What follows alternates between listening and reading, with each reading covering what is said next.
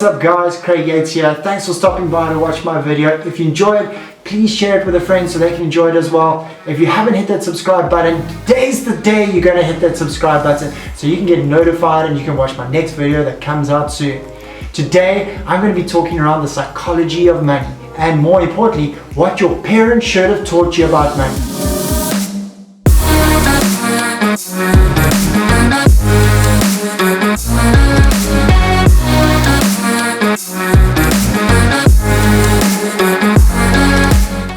Me as a financial advisor, I see it every day with clients. Some clients succeed, some clients fail with money. Why is that the case? Because they can do the exact same thing. They can have the right habits, they can do the right things, and they don't succeed. Why is that? Because at the end of the day, we all have a relationship with money. And we all have either a good relationship or a bad relationship. A lot of our relationships with money started early on, and the relationship was inherited by our parents. They've said it so many times before. Illnesses, diseases, they aren't really inherited because of our genes. They're inherited because of our thinking from our parents. Passed on day after day, years, generations, because of thinking. Just think of it from a granny passing on her magical recipe down to her daughter, and down to her daughter, and down to her daughter. Those recipes continue for years and years.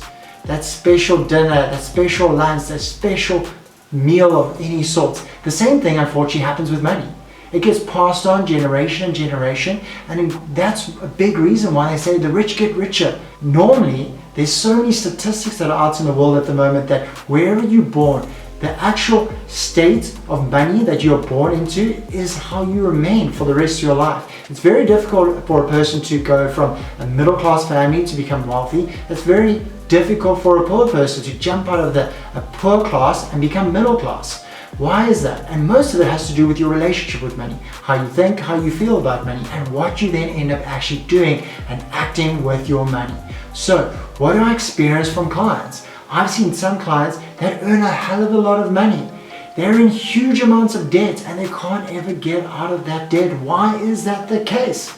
I see other clients that don't earn a lot of money, but they're on the track to becoming financially free, financially independent, because they've learned some of the important habits. Things like what percentage of your salary should you take and move to your side and pay yourself first, but some succeed and do it, some don't. It really has to do with what's up here, with what's in your head and what your relationship is with money. So let's have a look. We all know a couple of sayings. Most people know a couple of sayings. Things like, money doesn't grow on trees. It takes money to make money. What do you think I am? Rockefeller.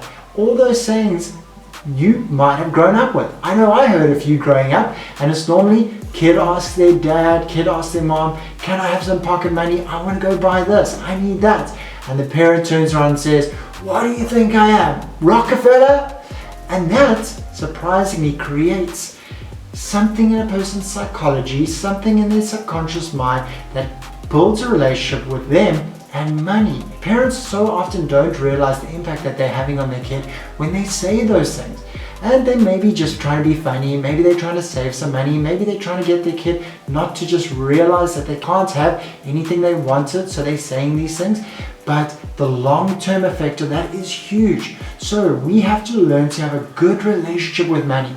Every single person that wants to be successful, wants to get ahead with money, needs to start from a psychological point of view.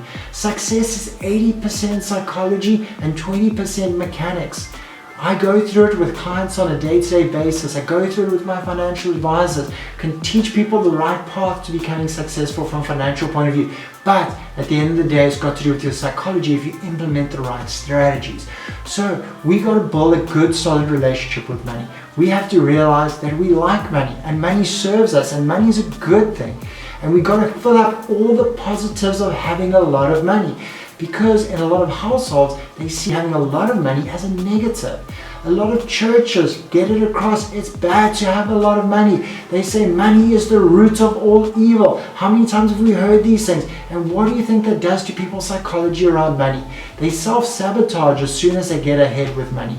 How many lotto winners get this huge amount of money, and then what happens? A couple of years later, they're in a worse off position with money than they were before they won the money. They self-sabotage themselves. because you can't change your psychology overnight. You can get a huge windfall of money. You can have a big winning, a big lottery, a big gamble where you make a lot of money. But unfortunately, we all have a thermostat. We have a thermostat in every part of our life. We have a thermostat for money. We have a thermostat for our success. We have a thermostat for our fitness, for our weight, you name it. We should all know how a thermostat works. We set a thermostat to a certain temperature.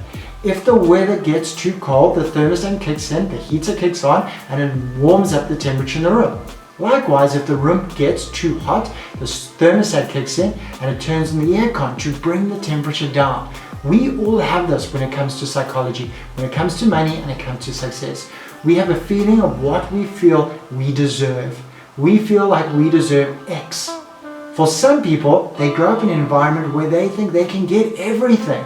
And they have this idea, I'm a rich person, I have a rich psychology. Money is going to come to me easily. Money is just going to appear for me not doing too much. Other people think, oh, I have to slave, I have to work hard. It's difficult to achieve money. It's difficult to get ahead in life.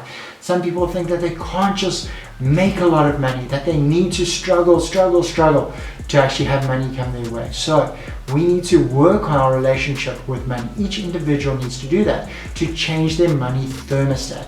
Otherwise, if you do receive a big amount of money, if you do receive a winning, like a lottery winning, what's going to happen? You're going to lose it because your psychology doesn't allow for you to keep it.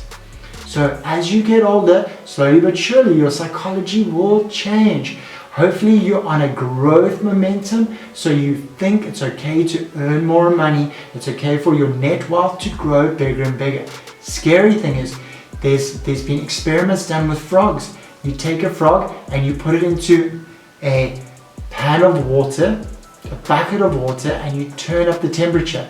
If it happens slowly, what happens to the frog? The frog ends up popping because it doesn't realize the environment's changing, and it warms up until it's too late. What happens if you take a frog and you throw it into boiling water? It jumps out straight away because it realizes that it's not meant to be in that hot water. Now, think of it from a weight point of view. If you slowly but surely start eating the wrong food, you eat too many burgers, you eat too many chocolates, and you don't realize, over time you might pick up a little bit of weight, and you get a bit fatter and a bit bigger, and then your clothes don't fit, and then you go and you look at yourself in the mirror and you don't realize, because you're with yourself every day, and you don't realize how you're getting bigger and bigger until that aunt arrives for lunch. And that aunt doesn't hold back, and she walks up to you and goes, "Oh my goodness, Craig, what have you done? Look how big you've got." And then you get jolted and go, "Oh shucks, I didn't realize." Slowly but surely I was changing my thermostat, and I was getting comfortable with the fact I was getting bigger. Now, the same kind of thing happens when you win the lotto. You get this huge amounts of money, and people start coming to you and go, "You don't deserve that money. What did you do to get that money? The church said you must give it away." And you self-sabotage yourself because you go, I'm not actually worthy. That amount of money doesn't fit in with my thermostat. Now, when the aunt comes to you and says, "Look how big you've got, Craig," and that kicks into my thermostat and goes, "Oh, I'm not a big person. I'm a normal sized person, or I'm a thin person, or I should weigh X." Something kicks in and goes, "Oh no, I need to go do something about this. I need to go to the gym. I need to eat better. I need to not consume so many calories." And you start to lose a little bit of weight. What happens when you start to lose a little bit of weight? You slowly but surely might get comfortable again with yourself, and you stop losing weight.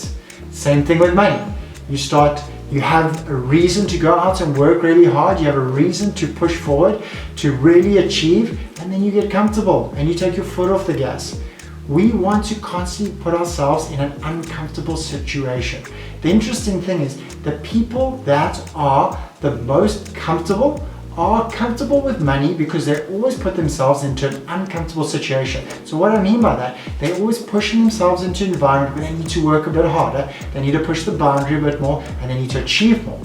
So the interesting thing is, people that are comfortable end up later down the line being uncomfortable because they haven't pushed themselves, so they remain the same. And people that are constantly pushing themselves to be uncomfortable, one day in the future become very comfortable from a money point of view. So they're pushing the boundary, they're working harder, they're putting themselves in situations that they don't like. Maybe that has to do with business, and it has to do with picking up a phone and cold calling someone when they don't want to do it. Staying a little bit later when they don't want to stay a little bit later. So they're putting themselves into an uncomfortable situation. And what does that do? It pushes their thermostat. So they're constantly pushing their thermostat, they're constantly pushing their comfort zone. So their comfort zone's getting more and more, so their actual ability of what they think they deserve and how much they should be worth and what they should earn is pushed the whole time. And that's what we have to do. We have to push our thermostat ongoingly, over and over again, to go, I want to achieve more, I need to put myself in an uncomfortable position so I can push myself, and then if I feel comfortable, I need to push myself again. If I feel comfortable, keep pushing myself. Keep putting yourself in an uncomfortable situation so that one day you can be comfortable. So, this is what you need to do. You need to go, I need to have a relationship with money. I need to have a good relationship with money. If I was brought up in a household that didn't have a good relationship with money, I need to start changing that now. I'm the one that's responsible for my money. Do I want to turn around and go, I'm just fulfilling the same situation my mother did, my father did, my ancestors did? Or do I want to do better? Because every single generation should do better than the generation that came before them. Are you someone that wants to get better than the generation before you? Or are you happy being comfortable? And what did I say about being comfortable, being happy? You're going to end up being uncomfortable later down the line. So let's push on. Let's move forward. Let's make ourselves have a better relationship with money than even our parents did. So what could we have learned from our parents? If we were born in maybe the Rockefellers' house, if the Rockefellers were our parents, what would they have taught us? They would have taught us, first and foremost, the most important thing is that 80% of success comes from your psychology. We need to work on the psychology of our mindset so we can have a good relationship with money, so that when we do implement the right types of habits, we don't self-sabotage ourselves, that we use those habits to our benefit. We're going to get into that in a later video. What are the habits for getting ahead from a financial point of view? We're going to look at that. But today, I'm just pleading to you that we need to work on our psychology. We need to work on broadening our mindset so that we feel comfortable achieving more. Only way to feel comfortable achieving more is to put yourself into an uncomfortable situation. You want to put yourself around people who have a higher net worth than you do. So straight away, you're in an uncomfortable situation. So you have to grow into that person that feels comfortable in that situation, because you're pushing yourself into different environments. If you're a kid and you're around parents, friends that are super wealthy, you're going to feel uncomfortable, but you're not even going to realize how your psychology is being shaped being around those wealthy people. Almost like the frog that doesn't realize that he's in a situation that he doesn't like. Growing up in a wealthy family, sometimes you learn these things without even realizing. Now, not everyone grew up in a wealthy family like most people, and you want to take that jump, that leap. How do I get to a higher class, a higher earning income family? How can I be the person that takes the generation forward? And how can I learn so I can teach my kid, so my kid doesn't have to have the same struggles that I had growing up? We need to work on changing our psychology, growing, putting ourselves in an uncomfortable situation. So, those people that you spend time with, super important. What else? We want to put ourselves in environments that are wealthy and rich. How can we do that? We want to put ourselves in around buildings that have been around for years. We want to put ourselves around nice things like paintings created by masters, people that have spent years learning their craft. We want to put ourselves around amazing nature, out in the open, the ocean, the mountain, beautiful scenes. We want to put ourselves in good states, good environments of beauty, whether it is treasures of nature, treasures of buildings, treasures of wealth, anything that's going to expand our mindset, because we now might feel a little bit uncomfortable. Have you ever experienced it where you've walked into a shop and it was quite a up there shop, a shop where the person working the shop might look at you that you don't belong here